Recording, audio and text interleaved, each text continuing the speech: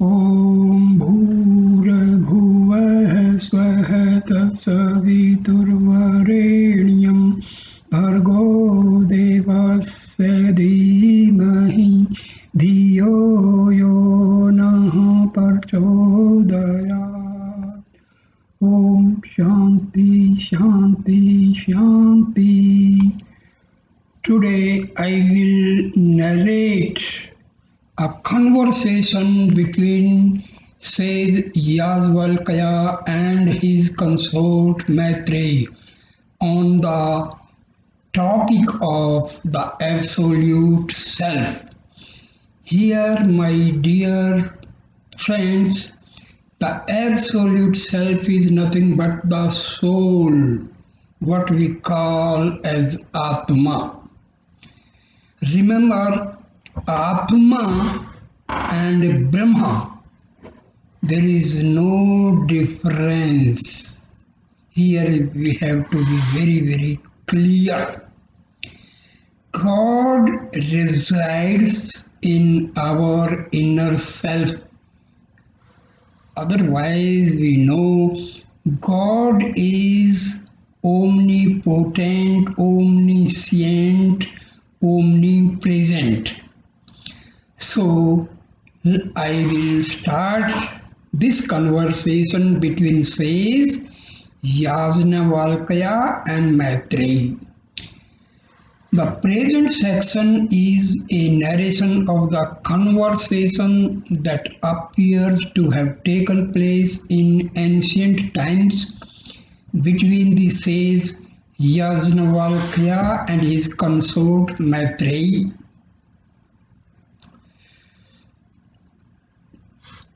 Last time, in my previous video, I have given this story of Yajnavalkya and how he was to go into retirement from the worldly life. So that I have already given in the previous video. So I am now here.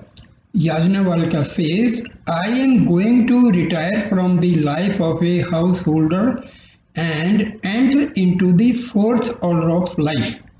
As we know, in Hinduism, the life of a person of 100 years is divided into 4 parts, each of 25 years. First is brahmacharya, that is celibacy. Second, grahast, householder. Third, vanprastha, going to jungle or retire from the worldly life. Sannyasa, leaving everything except God. Now, continue. I therefore am now intending to arrange the division of property between you and Katyani. Katyani was his second wife. Before taking to the final stage of life, the life of a renunciation.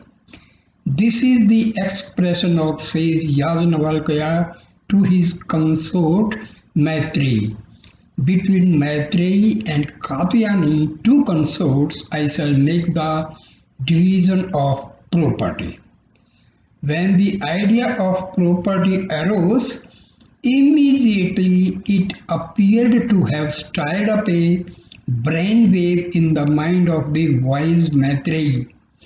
She queries, you speak of entering the fourth order of life, embracing a new perspective of living altogether, and therefore you propose to divide the property between the 2 of us here, so that we may be comfortable and happy. Is it possible for us to be happy ultimately through property? Is it possible to be perpetually happy by possession of material comfort and property? This is Maitreyi's question. See, Maitreyi and Katyani. Maitreyi was more inclined towards spiritualism Katyani was she was more interested in the worldly life. So this is the difference between two ladies. Okay. The intention of Yajnavalkya to leave secular property to his consorts naturally means that he proposes to leave them in a state of satisfaction and immense comfort. But is this practicable? Can we be eternally happy, unbrokenly satisfied? Can there be a cessation of our happiness at any time? The question simply put is it possible to give immortality through wealth? So, wealth cannot give immortality. So, if I am the owner of the entire earth, the wealth of the whole world is mine. Will I be perpetually happy, or will there be some other factor which will intrude upon my happiness in spite of my possession of the values of the entire world? This is the question put by, this is the query put by Maitreyi. This is the question. You will be very no, replies Yajnavalkya. You cannot be happy.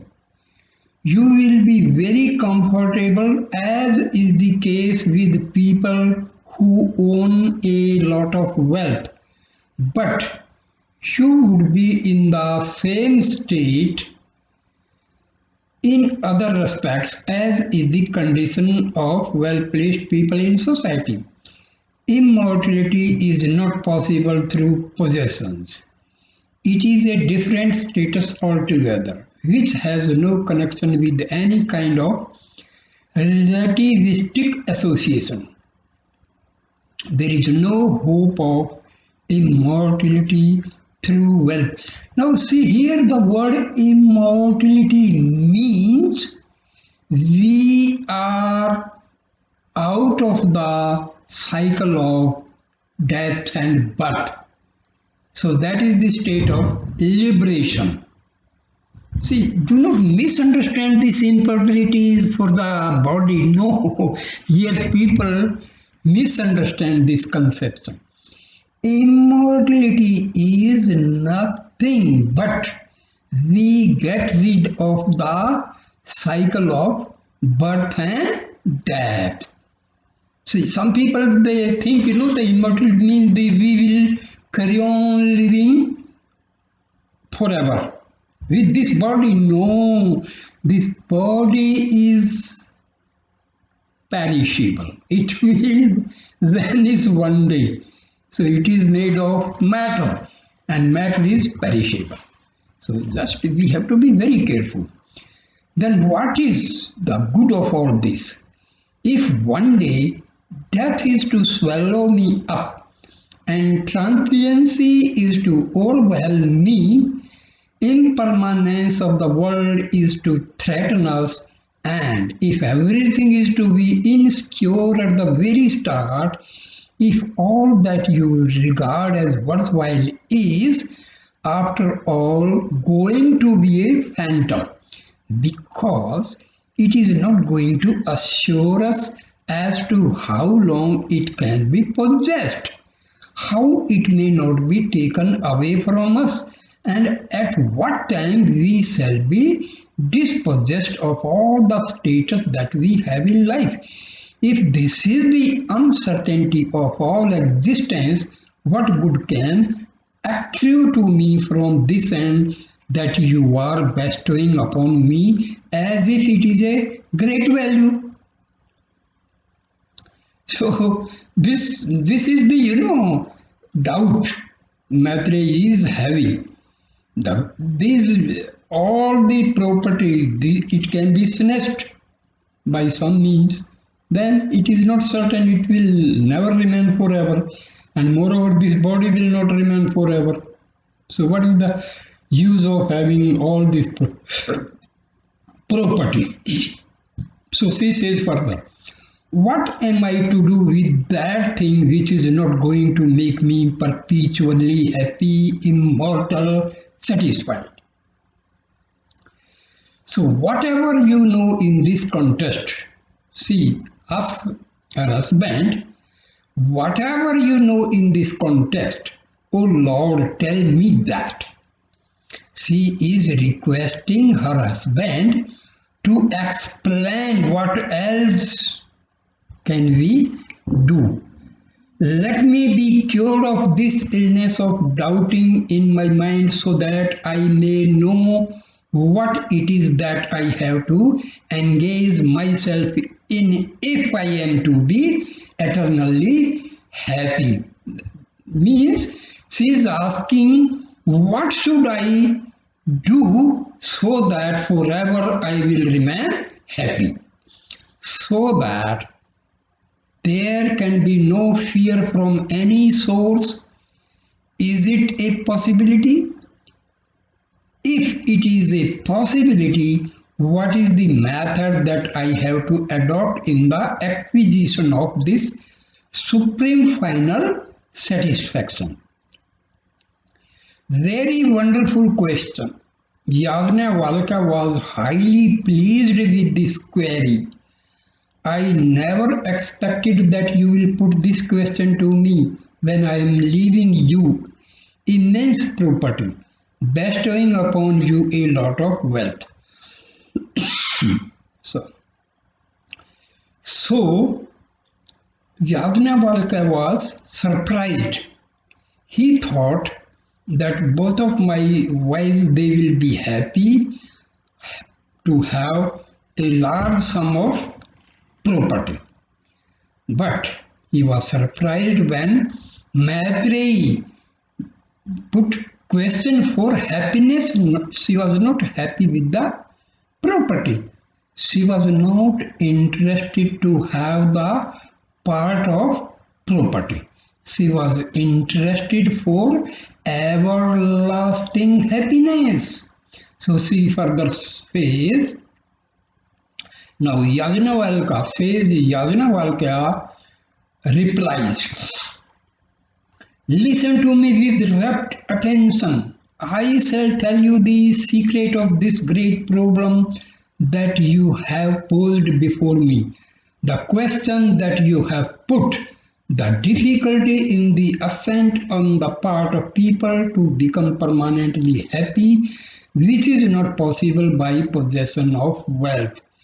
See, all the Upanishad, their main theme is how to realize the self, how to realize Brahman.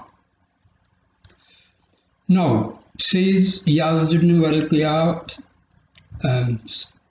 further says, now the whole subject is a discourse on the relationship that obtains between eternally and temporality.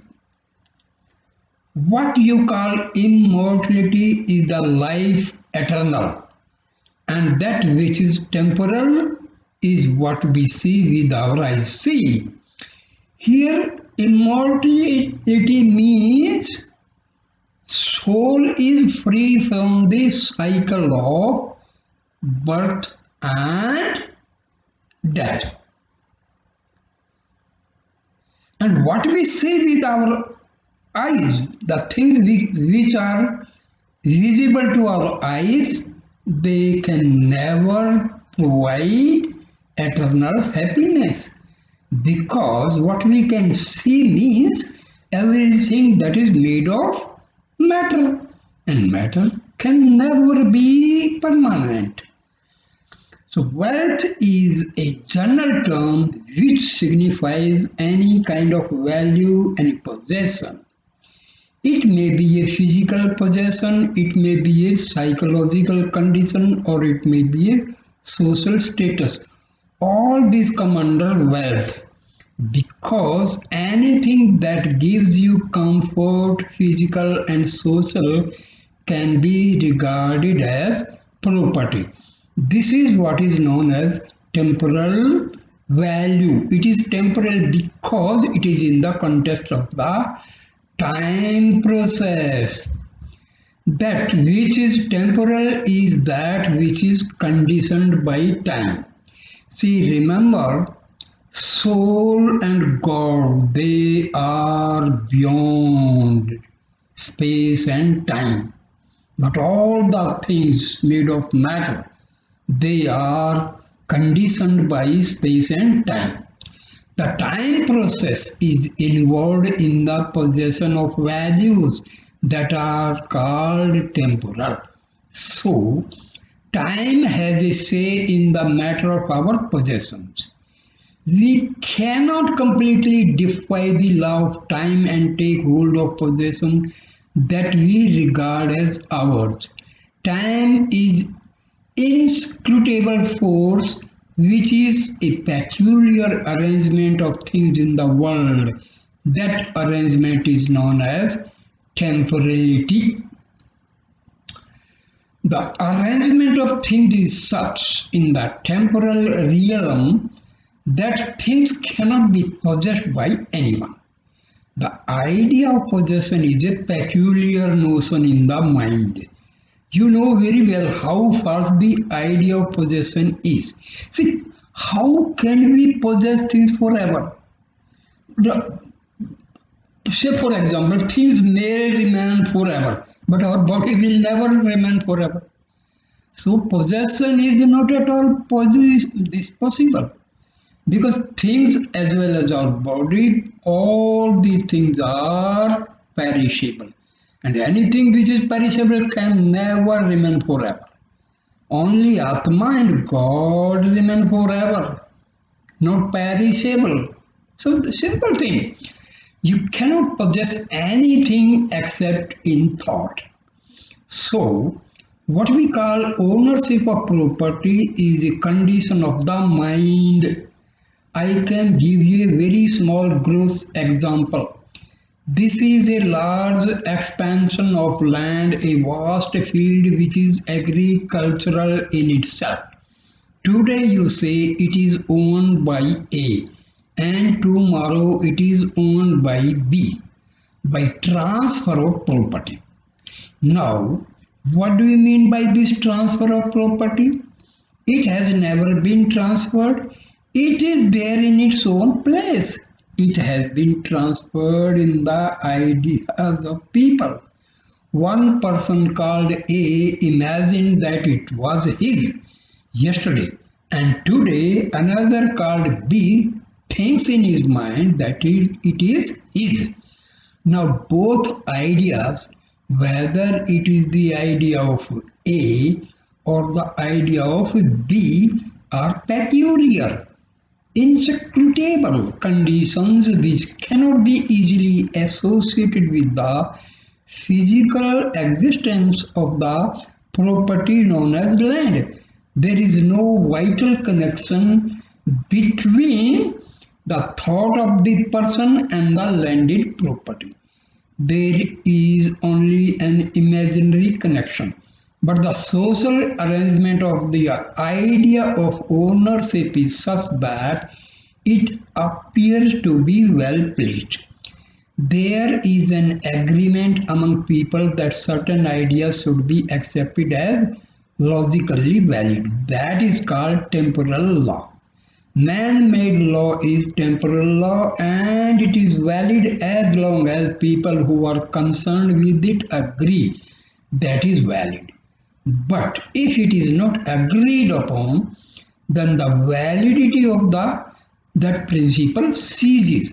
So, when the acceptance on the part of minds of people in respect of a principle called ownership ceases, then the ownership also ceases. For example, there is no ownership in a jungle. The beasts do not possess any property. Animals have no idea of ownership.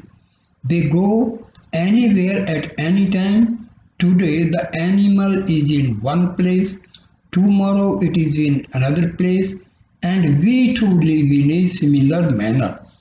We are in one place today and tomorrow in another place. The difference is we think in a particular manner, whereas animals think not in that manner. The whole question of ownership, or psychologically put, like or dislike, is a condition of the mind, which is an arrangement of psychological values agreed upon by a group of people who have decided that this should be the state of affairs. So you can imagine how artificial is the idea of ownership. Nobody can own anything unless it is agreed upon by the concerned people that this idea be accepted. If the idea is not accepted, then the ownership goes, because you cannot swallow the land or eat the property. It is there physically existent as something not mechanically related to you, but psychologically a phantom of your mind. This being the case, how can that bring permanent satisfaction? If a thing can be permanently possessed, you cannot be dispossessed of it. The very fact that can be dispossessed of a property shows that permanent acquisition is not possible. It is conditionally connected with you in a psychological manner, and it cannot be connected unconditionally. And what you call permanent happiness is unconditional existence independent of temporal relationship. That unconditional existence is not possible if it is in effect of a conditional arrangement. So, eternity, that is aspired after, which is what we know as immortality, is something trans-empirical and not conditioned by the process of time, and it has nothing to do with the ownership of property. You may possess or you may not possess. It is absolutely immaterial as far as the question of immortality is concerned, because immortality is not dependent upon connection of values external. It is a state of being as such. In order to inculcate the meaning of this great passage, Yajnavalkya tells us, this is a very long passage, all of which brings out the point that the connection which a mind has with any particular object is inscrutable. If it is taken literally, it has an esoteric, deep, profound significance. A mind cannot be really connected with an object if the object is externally placed outside the mind, because the mind and the object are dissimilar in their character. The object is physical, the mind is psychological, the mind is internal, the object is external, the mind is psychological and the object is physical. A connection between these two is unthinkable, and so all affections of the mind, positive or negative, are certain internal operations that occur within the mind and bear no real vital relation to objects outside. But why does it appear that they have some connection if the connection is not really there? Why do we appear to be happy in our mind when certain objects are possessed, desirable things are owned by us, as we think in our minds?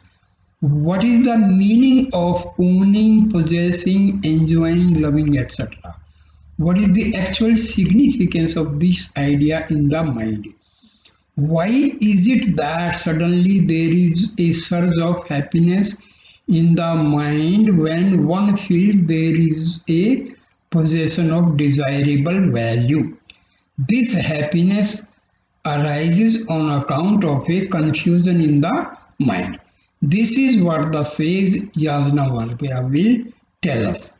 This is a happiness which is tentatively the outcome of a transformation that takes place in the mind on account of an imagined connection of the mind with the object that is desired to and possessed.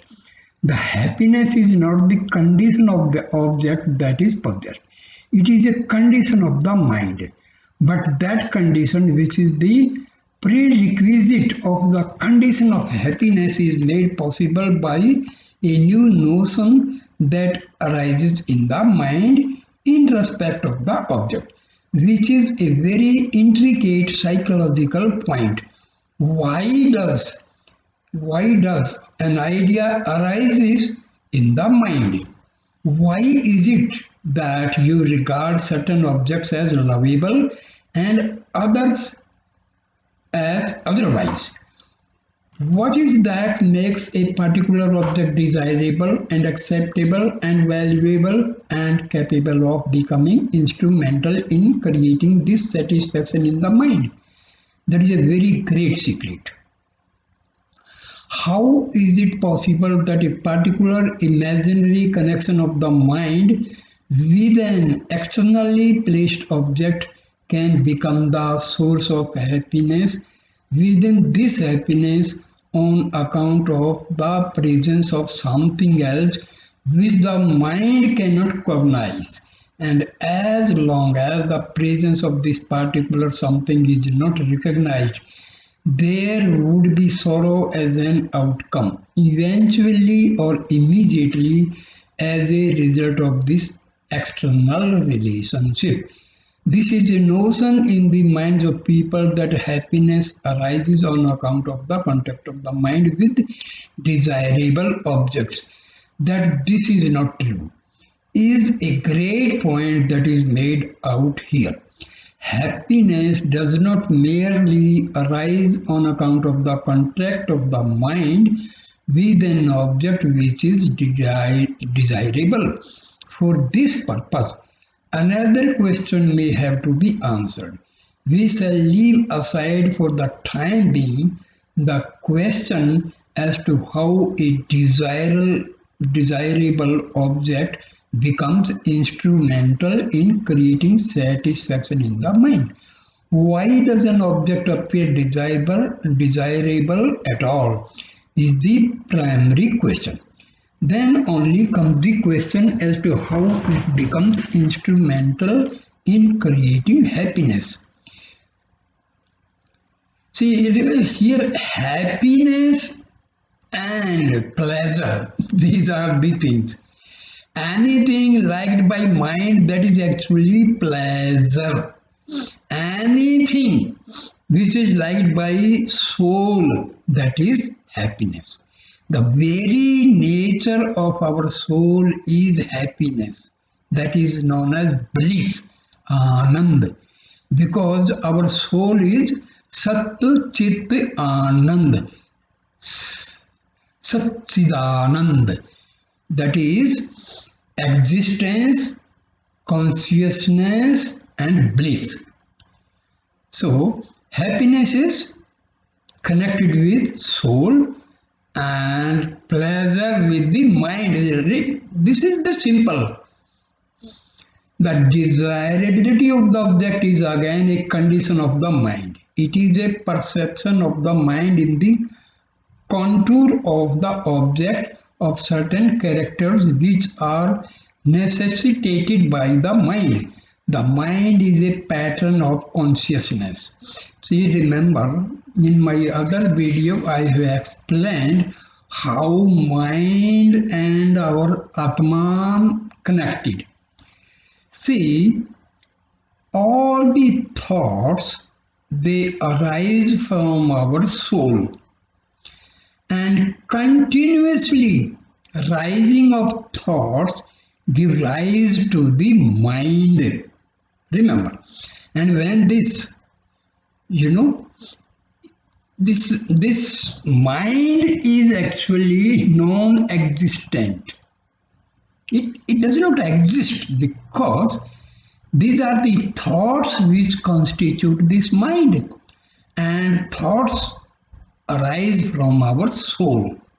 So mind itself is non-existent, it is temporary, it is perishable. It is because when the mind is destroyed, we say we realize our soul. Till the mind is there, ego is there, we cannot realize our soul. That is this mind, ego, they are the veil between, they are covering our soul rather. You may call it a focused form of consciousness, a shape taken by consciousness. Something like the shape of the waters of the ocean may take in the surge of the waves. A particular arrangement of consciousness in space and time may be said to be a mind, whether it is a human mind or otherwise. This particular arrangement of consciousness is naturally finite. Every particularized shape or form is finite, merely because of the fact that it is so particularized. The particularization of the mind is the isolation of that character of the mind from other characters which are equally existent elsewhere in other objects.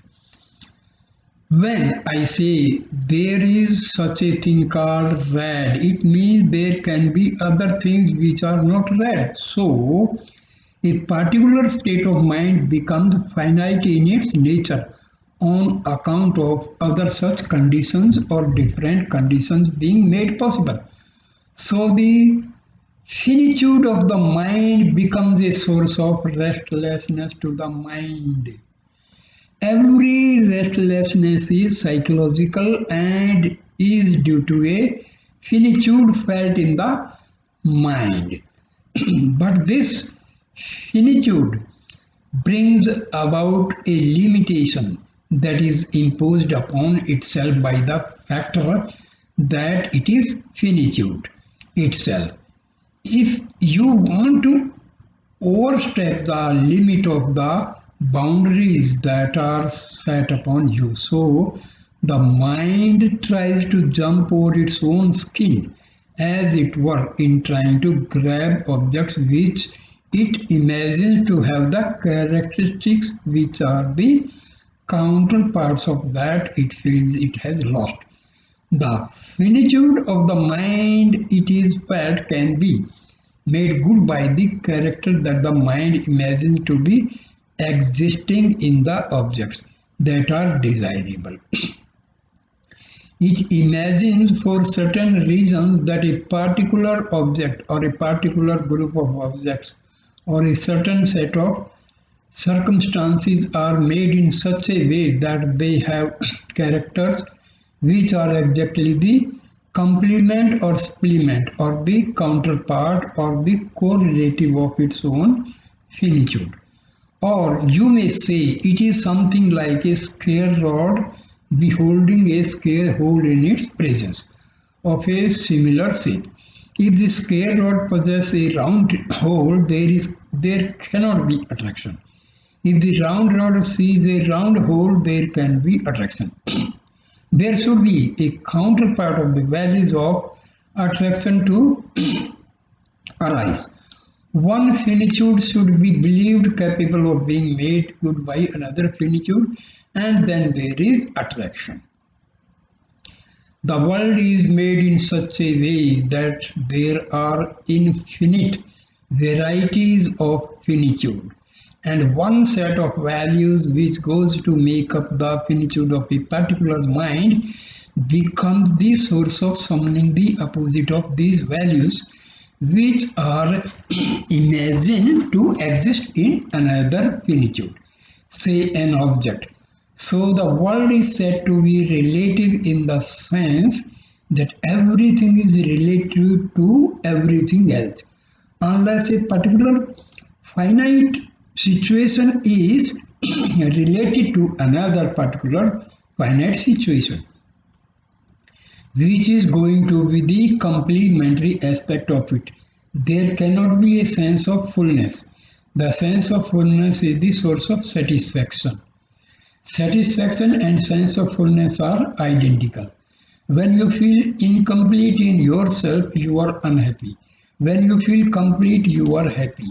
The feeling of incompleteness arises on account of the notion that something is lacking in you. The sense of lack of something arises because there is a sudden emergence of certain notions in the mind in respect of values, of which it becomes conscious. And so it cannot be that a particular person will be feeling the same sense of finitude at all times. It does not mean that you will be wanting the same thing throughout your life. The idea of finitude goes on changing as you arise in the process of evolution. As the mind gets transformed gradually, day by day, stage by stage, in the process of evolution, the requirements of the mind also change. And this is why every day you desire different object, not the same object. You cannot have one particular thing today and be happy forever. That is not possible. Because the mind cannot rest in one condition. It cannot rest because there is evolution. There is physical evolution and psychological evolution. Both are taking place simultaneously. So this perception of a counterpart of the finitude of mind in a given condition is caused by the desirability of an object felt by the mind. Then what happens? Immediately the mind says, here is the source of my fulfillment, and wishes to come in contact with it as soon as possible so that it may become a part of its being. The desire of the mind for a particular desirable object is a desire to get united with that object in its being. So, the idea of possession is something very strong. Indeed, it is actually a desire to get united with the object so that you become physically, psychologically whole in being and not merely in an external relation. The condition is, however, not possible as you cannot enter into the being of any object. Therefore, there is not such satisfaction even after the fulfillment of a desire. No desire can be fulfilled eternally. Whatever be the effort that you put forth, because it is not possible for you to enter into the being of that object. The intention is good, but it is impracticable. Nobody can enter into the existence of an object because the object is externally placed in space and time. So it is a futile attempt on the part of the mind to enter into any object. Then there is a struggle on the part of the mind to possess the object, become the object, make it a part of its being by assimilation of its being into its own. However, it is a fruitless attempt because the operation of space and time will prevent the entry of one into the other. That is why this world is a sorrow, and it shall be a sorrow.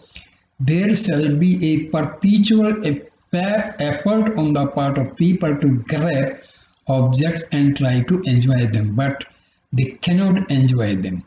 There can only be a mere appearance of enjoyment, not real enjoyment.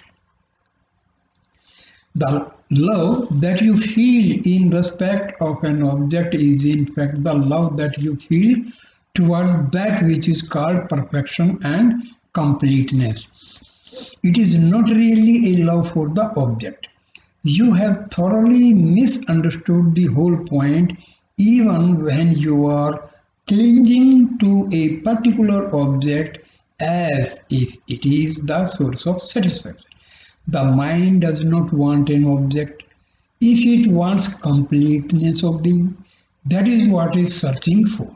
Thus, when there is a promise of the fulfillment that it seeks through the perception of an object that appears to be its counterpart, there is a sudden feeling that fullness is going to come, and there is a satisfaction even on the perception of the object, and there is an apparent satisfaction just by the imagined possession of it together with the yearning of actual possession. So, what is that you are asking for? You are not asking for any object or thing, you are asking for a condition of completeness in your being. So, my dear friend, says Yajnavalkya, nobody is dear. No object can be regarded as lovable or desirable. It is something else that you love and are asking for, but by a notion that is completely misconstrued. You believe that the object is loved. So, what you love is a completeness of being, which is reflected in the condition felt to exist between yourself and the object concerned. You must mark this point. What you love is only the condition that you imagine to be present in the state of the possession of the object. But that state can never be reached for the reason already mentioned. So nothing is dear in this world. What is dear is the condition which you intend to create or project in your own being by an imagined contact with the object. So not one person is dear in this world, but what is dear is that condition which is imagined to be present after the possession of that object or that relationship. Now, what are these objects? Every blessed thing. Yajnavalkya goes on with his exposition to Maitreyi. Neither the husband is dear to the wife, nor the wife is dear to the husband. What is dear is a condition which they try to bring about in their mind by that relation. The condition is always missed, and so the happiness expected never comes. After enumerating many things that are usually conceived as dear and desirable in this world, but which are actually not the source of real satisfaction to a person, Yajnavalkya says nothing external gives you happiness, because it is not the things alone that is the source of happiness, but something else which is always missing due to a confusion of thought. For the desire of the infinite, which is this self, everything appears to be desired. Here the word Atman is to be understood in the sense of the totality of being. It is the selfhood of all beings, a great subject which we have studied in detail in the 4th section of the 1st chapter. See, this conversation, it is in the Brihadaranyaka Upanishad. So it is part of Brihadaranyaka Upanishad. For the sake of this supreme absolute, which is the self of all things, you are unknowingly asking for things. You have missed the point in asking for the things of the world. So it is a wild goose chase from birth to death, nothing coming forth. Ultimately, you come to this world crying, and you go crying because you have missed the whole point in the tremendous effort that you have put forth throughout your life entirely by nothing.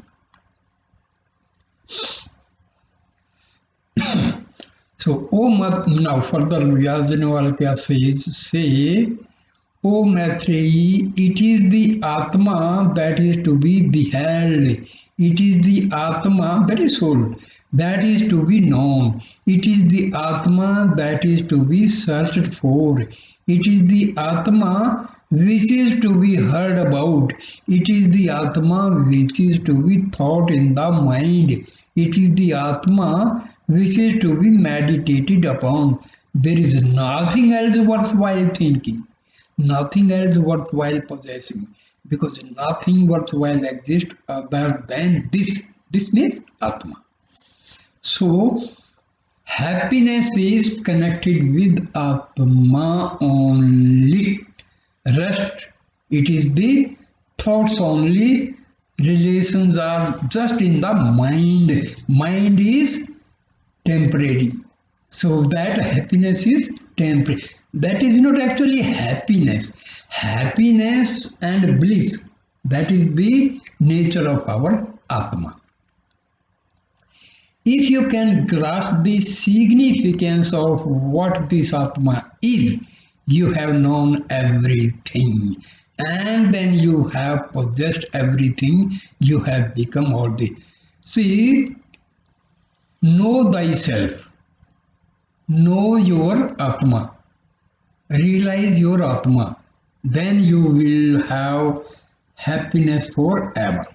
This is the gist of all this thing.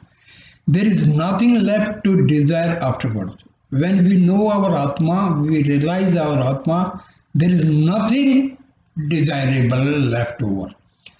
And if this is not to be achieved, what is going to be your fate?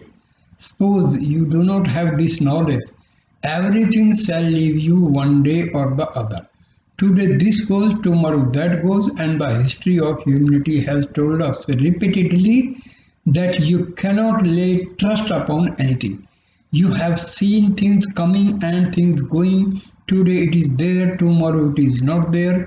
You cannot know what will happen tomorrow and what will be the status and the state of things at any moment of life. Time. Everything shall desert a person if he is bereft of this knowledge, because they are not a part of his being. How can they be with him all? See, the being, remember, being means Atma. Do not misunderstand being. The word being, that is Atma. That which is not you cannot be possessed by you. That which is not you really cannot be a property of yours.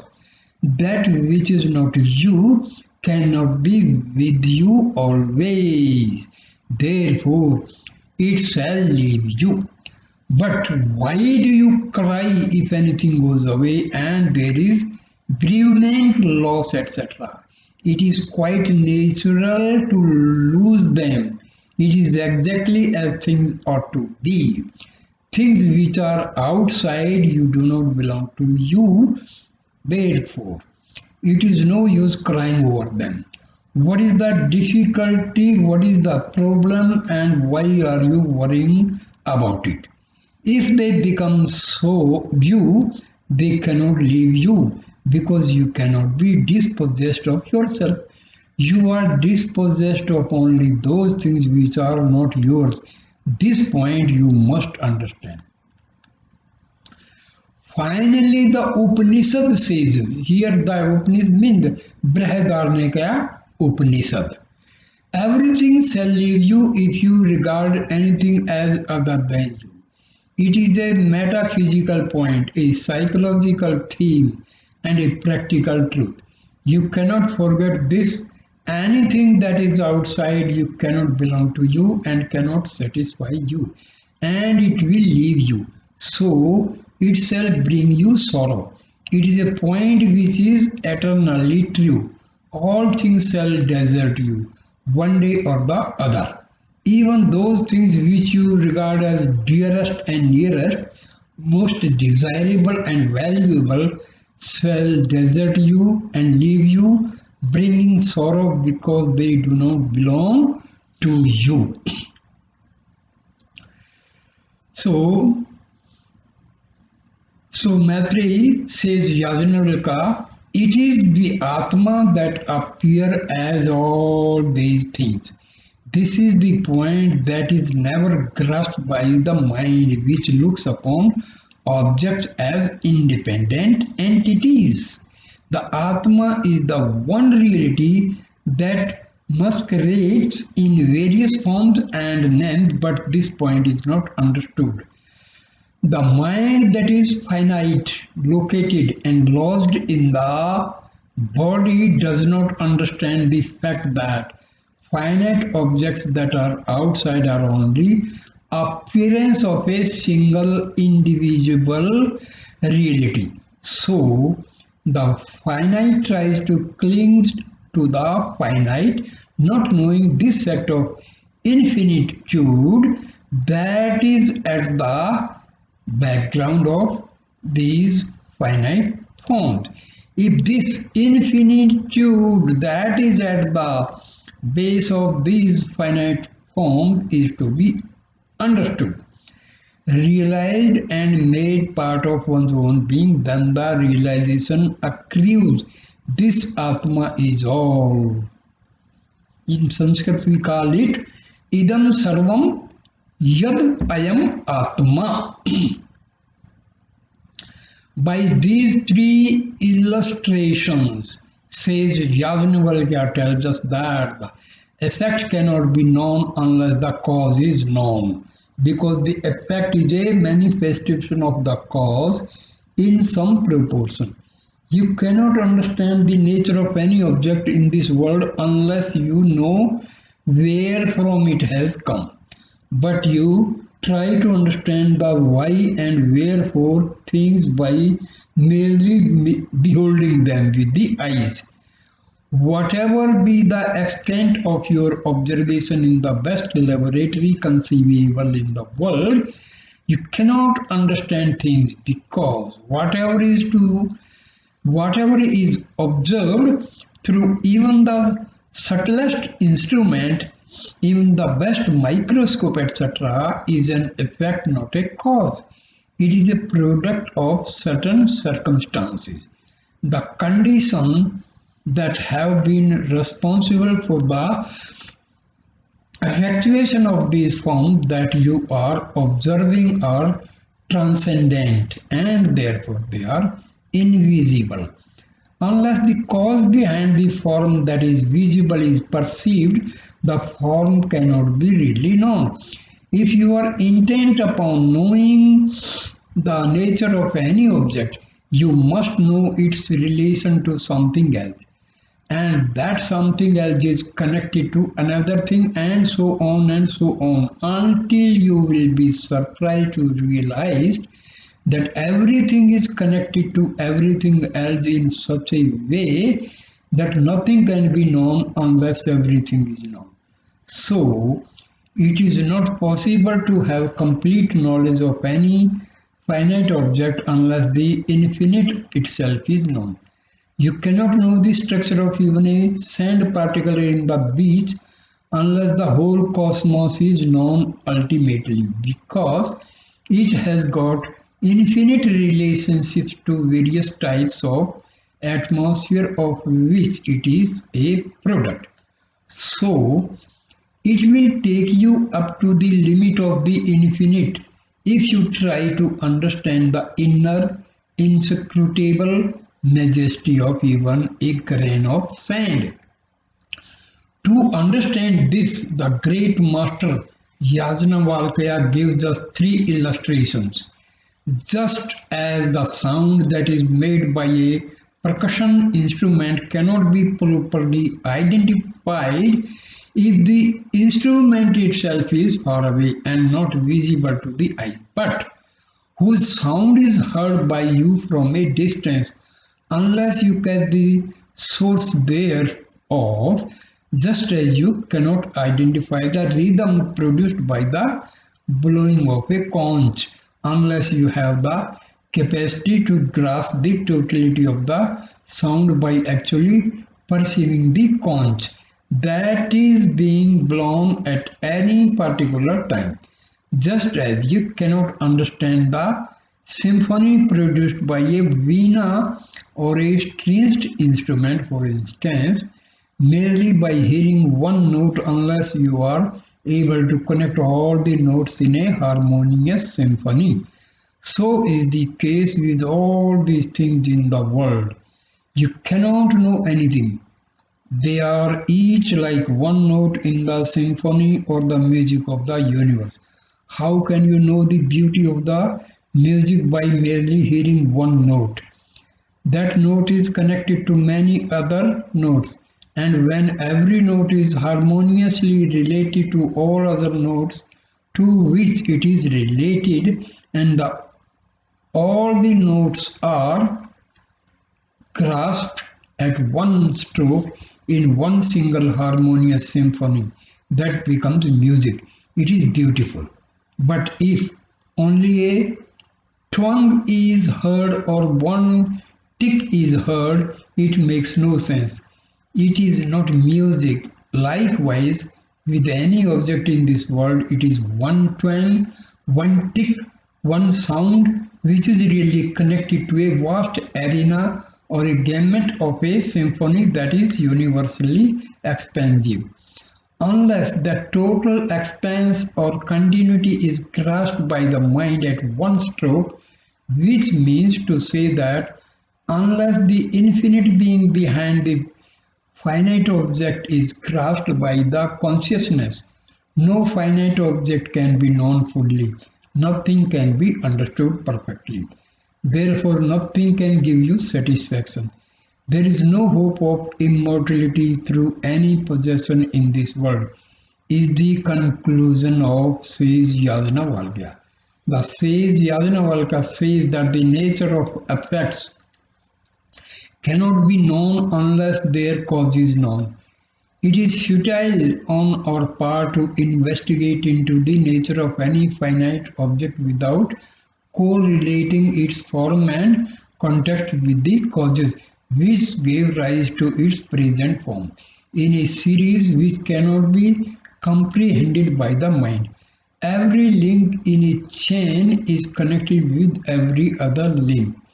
The pull or force exerted by the topmost link is felt by the lowermost link, even if the chain be millions of miles in length, irrespective of the fact that the lowest link might not have even seen the very existence of the topmost link. The presence of that topmost link will be felt by the pressure it exerts through the age-long length of the chain, of which the lowermost link is a finite part. Even so is the nature of all finite things in the world, and we cannot understand the nature of anything unless we are in a position to understand everything at the same time. Either you know everything or you know nothing. That is the truth of all experience. There is no such thing as knowing something, because that something is a false aspect of the organic connection with which it is related, minus its relation. Its very existence is not worth cognition at all. The nature of finite objects is very peculiar. They are constituted of the circumstances in which they are placed, so that you cannot separate the circumstances and the nature of the thing itself. It is not true that the circumstances are outside and the thing is inside. It is a false conclusion, again, which the mind makes in its untutored attitude toward things.